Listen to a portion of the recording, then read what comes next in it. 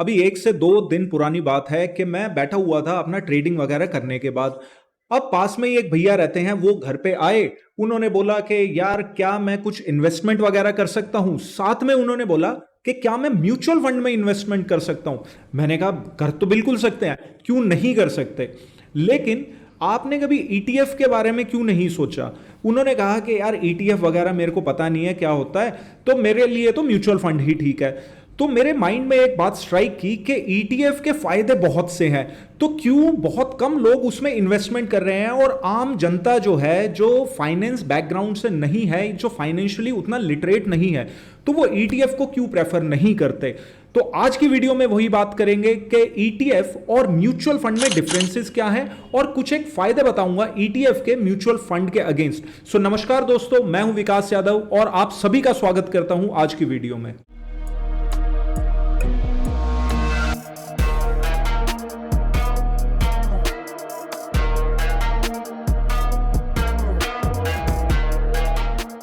तो सबसे पहले अगर बात करें कि ईटीएफ बेसिकली होते क्या हैं, देखिए ईटीएफ की फुल फॉर्म रहती है एक्सचेंज ट्रेडेड फंड। कहने को तो ये फंड है, जैसा कि एक म्यूचुअल फंड होता है एग्जैक्टली उसी तरीके से एक फंड रहता है ये, लेकिन ये ट्रेड होता है एक्सचेंज पे। जैसे कि आपको पता है एनएससी पर ये एक्सचेंज पे ट्रेड होता है।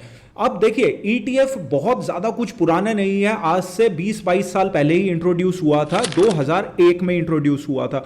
अब म्यूचुअल फंड्स की बात करें तो म्यूचुअल फंड्स बड़े पुराने टाइम से चलते आ रहे हैं। 1960 के लगभग mutual fund first time start हुए थे और इंट्रोड्यूस हुए थे अपनी इंडियन मार्केट्स के लिए और इंडियन पब्लिक के लिए। अब देखिए एक बहुत बड़ा डिफरेंस ईटीएफ और म्यूचुअल फंड में जो रहता है वो है ईटीएफ ट्रेड करने के लिए आपको डीमैट अकाउंट चाहिए। और अगर डीमैट अकाउंट की बात हुई है, मैंने डिस्क्रिप्शन में लिंक दिया हुआ है, वहां से अगर आप चाहें तो अकाउंट ओपन करवा सकते हैं। ईटीएफ के लिए वहां पे आपको एक डीमैट अकाउंट चाहिए, लेकिन ऐसा कुछ भी मैंडेटरी नहीं है अगर आप म्यूचुअल फंड्स में इन्वेस्टमेंट करते हैं। जब ईटीएफ है और साथ में म्यूचुअल फंड है तो वो किसी ना किसी चीज को तो ट्रैक करते होंगे। तो अब देखिए ईटीएफ जो है वो अलग अलग तरीके का आता है, जैसे कि निफ्टी 50 का ईटीएफ आता है, जैसे आपका बैंक निफ्टी का आता है, आपका अलग अलग सेक्टर्स का आता है। एग्जैक्टली उसी तरीके से आपका म्यूचुअल फंड भी आता है, अलग अलग सेक्टर्स, अलग अलग आपका इंडेक्स के लिए म्यूचुअल फंड भी आता है। वहां पर भी आपको बहुत ज्यादा समानताएं देखने को मिलेंगी एक दूसरे में। तो अब भाई डिफरेंस क्या है, जब अगर ईटीएफ भी अंडरलाइंग उसका एक इंडेक्स है या एक सेक्टर है, तो उसमें और एक म्यूचुअल फंड में डिफरेंस क्या हुआ जब दोनों सेम ही काम कर रहे हैं। देखिए सबसे बड़ा डिफरेंस जो ईटीएफ है, ईटीएफ में आपकी कोई भी छेड़खानी नहीं हो सकती। छेड़खानी का मतलब कि किसी भी स्टॉक का परसेंटेज वहां पर चेंज नहीं होगा। निफ्टी में जो परसेंटेज चल रही है स्टॉक की, एग्जैक्टली वही परसेंटेज आपकी ईटीएफ में भी चलती हुई दिखाई देगी। एग्जांपल के तौर पे ईटीएफ में मैं निप्पॉन निफ्टी 50 ईटीएफ की बात करने वाला हूं, जहां पे मैं खुद भी इन्वेस्ट करता हूं। देखिए मैं कोई सेबी रजिस्टर्ड रिसर्च एनालिस्ट या इन्वेस्टमेंट एडवाइजर नहीं हूं, तो जो भी मैं चीज बता रहा हूं वो सिर्फ और सिर्फ मैं खुद इन्वेस्ट करता हूं और मैं अपने पर्सनल एक्सपीरियंस से बता रहा हूं। किसी भी तरीके का कि भाई मैं किसी को एनकरेज नहीं कर रहा कि आप ईटीएफ में करिए या म्यूचुअल फंड में कीजिए, सिर्फ डिफरेंसेस की बात हो रही है यहां पे। ईटीएफ जो है, ईटीएफ में आपके स्टॉक परसेंटेज से जो वेटेज है, वेटेज से कोई छेड़खानी नहीं हो सकती। लेकिन म्यूचुअल फंड एक फंड मैनेजर के थ्रू मैनेज किया जाता है, तो अब वहां पर जो फंड मैनेजर है उसको लगता है कि नहीं यार एक पर्टिकुलर स्टॉक जो है वो आने वाले टाइम में आउट परफॉर्म कर सकता है, या फिर एक पर्टिकुलर स्टॉक है वो अंडर परफॉर्म कर रहा है, तो उसकी वेटेज कम करके दूसरे स्टॉक की वेटेज बढ़ाई जा सकती है। तो वहां पर फ्लेक्सिबिलिटी जो है, फ्लेक्सिबिलिटी आपको म्यूचुअल फंड में ज्यादा देखने को मिलेगी, लेकिन वो आपके हाथ की चीज नहीं है, फंड मैनेजर के हाथ की चीज है। अगर फंड मैनेजर चाहेगा तो वो काम करेगा, आपके अनुसार काम नहीं होगा वहां पे। अब देखिए एक बहुत मैसिव डिफरेंस जो है ईटीएफ और साथ में म्यूचुअल फंड में, कि ईटीएफ में आप ट्रेडिंग कर सकते हैं। देखिए ट्रेडिंग मींस कि आप उसको पर्टिकुलर ईटीएफ को लाइव मार्केट में आप खरीद और बेच सकते हैं। आपका मन कर रहा है कि भैया सुबह मैंने खरीदा है, आज निफ्टी मेरे को ऊपर जाती हुई दिख रही है, सुबह खरीदा शाम को बेच दिया, दोपहर में बेच दिया। लेकिन म्यूचुअल फंड में ऐसा नहीं हो सकता। ईटीएफ में आप एग्जैक्ट जिस पॉइंट पे, जिस प्राइस पे एंट्री करना चाहते हैं, आप एग्जैक्ट उस प्राइस पे एंट्री कर सकते हैं। लेकिन अगर म्यूचुअल फंड की बात करें दूसरी तरफ, तो म्यूचुअल फंड में जो एनएवी है, अगर आप 2:30 बजे से पहले करते हैं तो आपको आज की एनएवी मिलेगी, लेकिन अगर आप 2:30 बजे के बाद करते हैं तो अगले दिन की आपको एनएवी मिलेगी, तो आज की नहीं मिलेगी। तो ट्रांसपेरेंसी ईटीएफ में ज्यादा है, म्यूचुअल फंड में कंपैरेटिवली कम ट्रांसपेरेंसी है इस चीज को लेके कि भाई आज अगर मेरे को आज मार्केट ज्यादा गिर गई है और मुझे 3 बजे के अराउंड सपोज मार्केट 2% गिर गई, तो वहां पे मुझे अगर म्यूचुअल फंड में इन्वेस्ट करना है तो मुझे आज की एनएवी नहीं मिलेगी, गिरी हुई मार्केट पे लोअर प्राइस पे मुझे एंट्री नहीं मिलेगी। एंट्री कहां मिलेगी? अगर कल मार्केट भाई ऊपर की तरफ खुली तो ऊपर मिल जाएगी, नीचे की तरफ खुली तो नीचे मिल जाएगी। तो ये हमें एक डिफरेंस, बहुत मेजर डिफरेंस है ईटीएफ और म्यूचुअल फंड में। जो अगला डिफरेंस है वो बहुत मेजर डिफरेंस है और बहुत बड़ा डिफरेंस है, स्पेशली उनके लिए जो एक बढ़िया अमाउंट से इन्वेस्टमेंट करते हैं।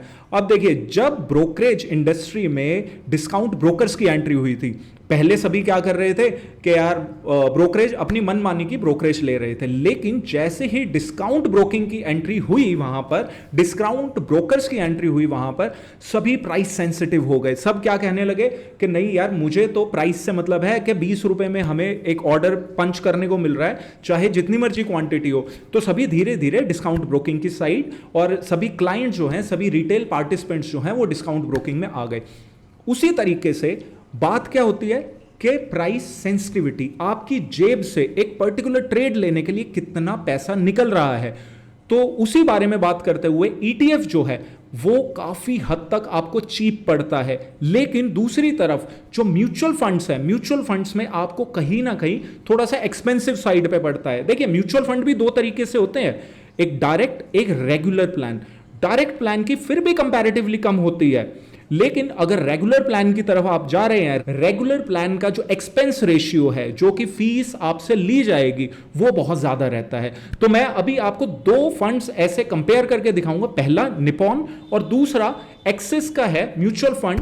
तो उनकी हम एक्सपेंस रेशियो देखेंगे और एक्सपेंस रेशियो पे बात करेंगे कि भाई कितने गुना हमें यहां पर एक्सपेंस रेशियो पड़ता है। तो अभी फिर दोबारा से आते हैं, निपॉन इंडिया ईटीएफ निफ्टी 50-20 का जो आप देख रहे हैं, यहां पे मैं सबसे पहले आपको यह दिखाऊंगा कि देखिए, ये लाइव प्राइस है। लाइव प्राइस मार्केट के हिसाब से चलता है। आज का अगर आप लो देखेंगे, बाय द वे आज है 29 अगस्त की बात है, और 29 अगस्त का आप ये देखेंगे तो 278 रुपए 38 पैसे का लो है, 280 रुपए 60 पैसे का इसने हाई बनाया हुआ है।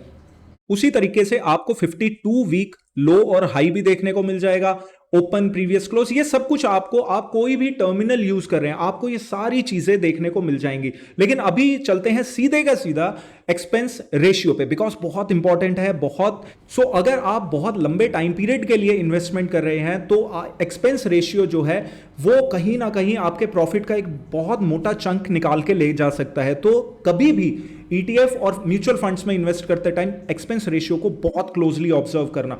तो अभी चलते हैं ईटीएफ के बारे में, हम बात करते हैं कि ईटीएफ में भाई क्या हमें एक्सपेंस रेशियो देना पड़ता है। अब सीधा सीधा यहां पे हम अगर देखें एक्सपेंस रेशियो, ये रहा एक्सपेंस रेशियो, यहां पे आपको ये देखने को मिलेगा 0.04%। तो यहां पे मतलब क्या है कि अगर आप 10,000 रुपए इन्वेस्ट कर रहे हैं तो ये 4 रुपए आपसे as fees, as expense ratio आपसे लेने वाले हैं।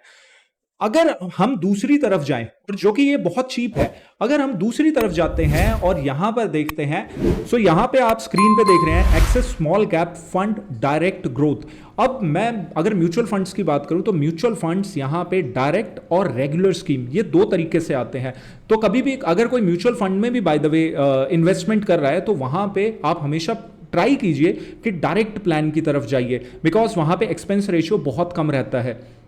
अगर इसमें भी हम नीचे की तरफ जाते हैं तो नीचे की तरफ हम जाकर देखें कि भाई हमें एक्सपेंस रेशियो क्या देखने को मिलता है। भाई सीधा सीधा देखो आप, एक्सपेंस रेशियो 0.54%। हमने कितना देखा था? 0.04%। अब आप खुद समझदार हैं, आप देख लीजिए कि कितना एक्सपेंस रेशियो आपको एक्स्ट्रा यहां पर देने को मिलता है, या आपके ऊपर कितना लगता है expense ratio by the way.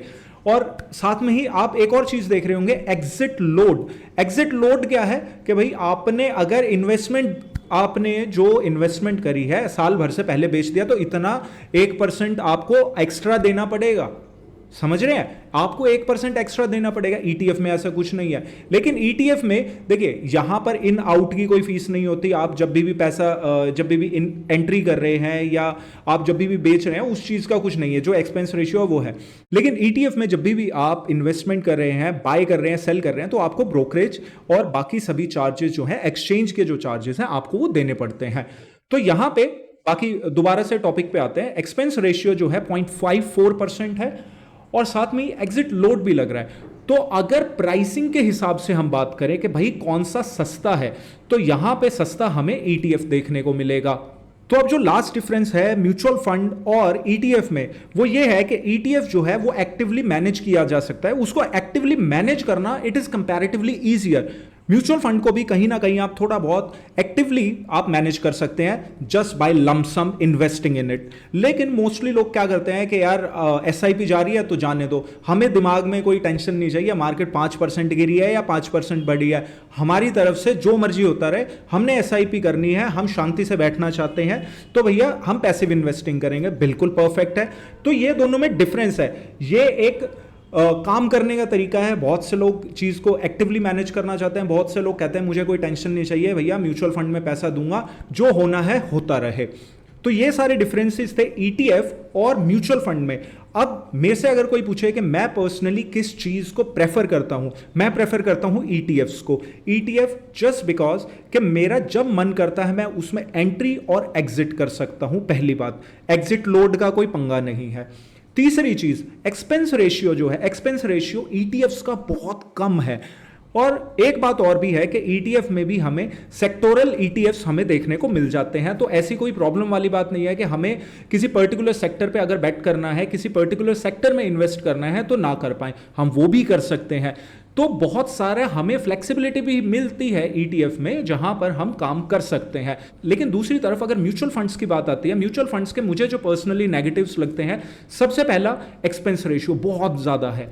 दूसरी बात, एक्सपेंस रेशियो को अगर साइड में भी करते हैं तो दूसरी बात क्या आती है, फ्लेक्सिबिलिटी की। फ्लेक्सिबिलिटी कैसे कि भाई मुझे अगर आज मार्केट ज्यादा गिर गई है, मुझे अगर इन्वेस्ट करना है और मार्केट अगर 2:30 बजे के बाद गिरी है, तो मेरे को जो एनएवी मिलेगा वो सेकंड डे का मिलेगा या नेक्स्ट डे का मिलेगा। अभी जैसे 4 जून को आप लोगों को पता है म्यूचुअल फंड में इन्वेस्टमेंट नहीं हो रही थी, लेकिन ईटीएफ में बकायदा हो रही थी।